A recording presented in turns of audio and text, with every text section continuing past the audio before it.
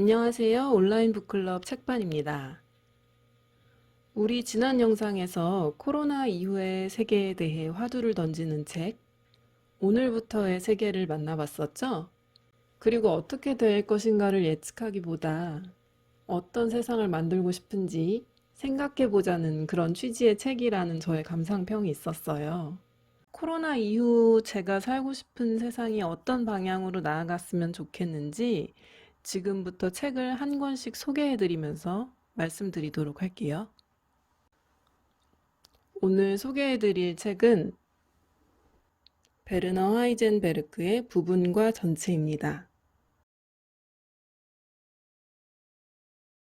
저자 베르너 하이젠베르크는 양자역학을 창시한 공로로 노벨 물리학상을 받았던 독일의 천재 물리학자입니다. 불확정성의 원리로 널리 알려져 있죠. 이분은 그 논란이 있는 부분이 좀 있어요.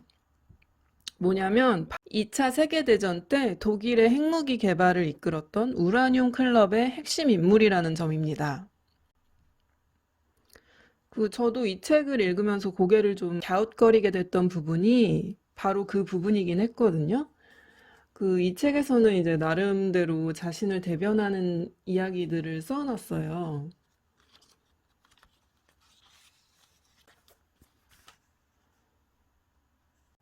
독일을 떠날 여건이 되지 않는 젊은 과학자들을 본인이 양성을 해서 언젠간 나라가 정상화될 때를 대비해 놓겠다.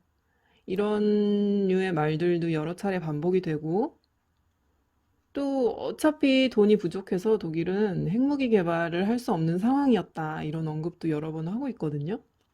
이 책 속에서 자꾸 그 얘기를 반복해서 중언부언하는 경향이 있기도 하고, 그래서 핑계처럼 들리기도 하는데, 또 어떤 부분에서는 좀 진심이 느껴지기도 하고 그랬거든요.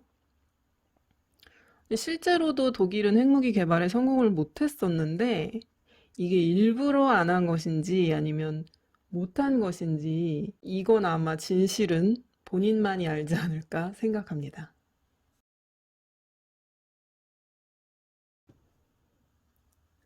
이 책은 그가 살면서 만났던 천재들과의 대화를 모아 담아놓은 책이에요. 지적 대화에 목말라 있던 분들이라면 아주 좋아하실 책입니다. 하지만 엄연히 과학서적으로 분류가 돼 있기도 하거니와 또 도대체 양자 물리학이 뭔지 관심이 1도 없는 사람이라면 아마 나는 과알못이니까 패스할게. 그러면서 지나쳐버리기가 쉬운 책이기도 해요. 하지만 막상 읽어보면 물리학 이론이나 수학적 설명은 거의 없고 철학적 담론들로 이루어진 책입니다. 그리고 지나치게 현학적이지 않고 대화체가 많은 비중을 차지해서 이해하기 쉽게 쓰여져 있어요. 보시면은 여기도 이렇게 따옴표 안에 대화하는 말들이에요, 다. 대화로 이루어져 있습니다. 혹시 시트콤 빅뱅 이론 보신 적 있으세요? 그 시트콤을 보고 웃을 수 있는 정도라면 이 책도 얼마든지 이해가 가능하다고 저는 생각합니다. 그러니까 문과형이든 이과형이든 누구든 읽어봄직한 과학계의 고전이라고 말씀드리고 싶어요. 다음으로 이 책의 내용을 설명해 드릴게요. 하이젠베르크가 청소년기였던 1919년부터 이론 물리학이 굳건히 자리를 잡은 후인 1965년까지 자신의 철학이 어떻게 형성되어 왔는지 그 과정을 대화를 통해서 기록한 자전적인 글입니다. 아인슈타인, 닐스 보어, 페르미 같은 유명한 과학자들과의 대화가 이 안에 가득 담겨 있어요. 그래서 읽는 동안 마치 이 천재들을 사석에서 만나고 있는 것 같은 기분이 들기도 했거든요. 그 영화 미드나잇 인 파리에서 주인공이 과거로 가서 황금시대의 유명 예술가들과 직접 대화를 나누는 장면이 생각나기도 했어요. 영화에서 예술가들을 만났다면 이 책은 과학자들을 만나게 해주는 거죠. 여기 목차 보시면 알 수 있듯이 원자이론, 현대물리학, 정치, 자연과학과 종교, 생물학, 물리학, 화학의 관계, 양자역학과 칸트 철학, 언어에 대한 대화, 또 원자 기술, 그리고 과학자의 책임, 실증주의와 형이상학 등 이런 저자가 살아오면서 경험하고 생각을 나누면서 형성해 나갔던 다양한 고찰들을 시기순으로 담아놨습니다. 이 많은 내용들 중에서 하이젠베르크의 스승인 닐스 보어의 철학과 그리고 불확정성의 원리로 대표되는 하이젠베르크의 철학이 이 책의 가장 큰 흐름을 차지하고 있습니다.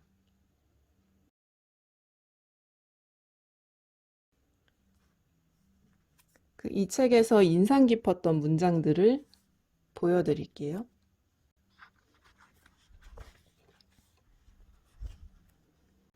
아인슈타인이 양자역학에 대해서 이제 인정을 하지 않으면서 신은 주사위 놀이를 하지 않는다는 말을 했대요. 이 말에 대해서 닐스 보어가 대답을 한 부분이 저는 인상 깊었거든요. 하지만 신이 어떻게 세계를 다스릴지 신에게 제시해 주는 것도 우리의 과제는 아닌 듯합니다.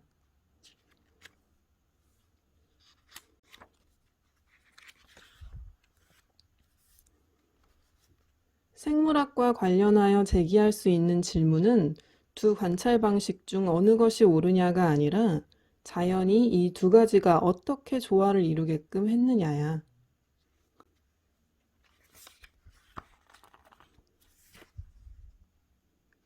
뉴턴은 자신은 해변에서 놀다가 간혹 매끈한 조약돌이나 예쁜 조가비를 발견하고 좋아하는 어린아이 같다는 유명한 말을 했어요. 이렇게 세 문장이 제가 꼽은 인상 깊은 문장이었습니다. 19세기까지의 과학은 지역적인 것들을 관찰하고 확인하는 것이 주가 되어 왔어요. 양자물리학의 출현과 동시에 현대물리는 좀 더 큰 전체를 조망하는 이론물리학이라는 새 장을 열어서 진행되고 있죠. 우리가 부분을 명확히 알고 있다고 해서 전체를 다 이해할 수는 없다는 것을 알게 됐어요. 이런 과학의 흐름을 안다면 삶과 자연, 그리고 우주 전체를 바라보는 시각도 변화해야 하지 않을까 생각했습니다. 100년이 채 되지 않은 데쯤부터 시작된 이런 변화에 이제는 저도 동참을 해볼까 합니다. 지나친 합리주의에 대한 맹신이 빚어낸 오늘날의 결과물을 보면서 과학이 모든 걸 해결해 줄 거라고 믿고 개인이 할 수 있는 노력을 시도해보지 않은 안일했던 저의 삶을 반성하게 됐어요. 생태계 전체와 나라는 한 개인이 서로 동떨어진 부분이 아닌 함께 전체를 이루고 있는 유기체라고 생각하니까 기후변화나 동식물 서식지 파괴를 제가 막지는 못하더라도 조금이라도 속도를 늦출 수 있는 작은 노력부터 해야겠다는 결심을 하게 됐습니다. 그렇다고 이게 과학적인 방법을 신뢰하지 않고 과거와 자연으로 돌아가자 이런 걸 주장하는 게 아니라 항상 모순되는 것처럼 보이는 것에서 발견되는 완전 다른 방향, 새로운 방향의 방식이라든지 아니면은 그 모순된 것에서 정말 상보적인 것, 서로를 돕는 그런 것을 찾을 수 있으면 좋을 것 같아요. 실제로 이 이론 물리학에서도 요즘에 대통합 이론이라는 거를 찾고 있다고 해요. 그러니까 거시물리학의 이론과 이 미시물리학에서의 이론이 너무 상충되니까 그 두 개를 다 한 번에 설명할 수 있는 대통합 이론을 찾고 있다고 하거든요. 우리도 지금 코로나 사태를 보고 있으면 답이 없는 것 같은데 일단 너무 우리가 과학에 의존하고 지금까지 우리가 해온 이 산업화되고 고밀집화된 이 사회에 계속 그대로 순응해서 살기보다는 다른 방법을 찾아보고 개인이 할 수 있는 노력들을 할 수 있으면 좋을 것 같아요. 이렇게 이번 책 소개를 마치도록 하겠습니다. 다음에 소개해드릴 책은 최 사장의 지적 대화를 위한 넓고 얕은 지식 제로입니다. 시청해주셔서 감사합니다.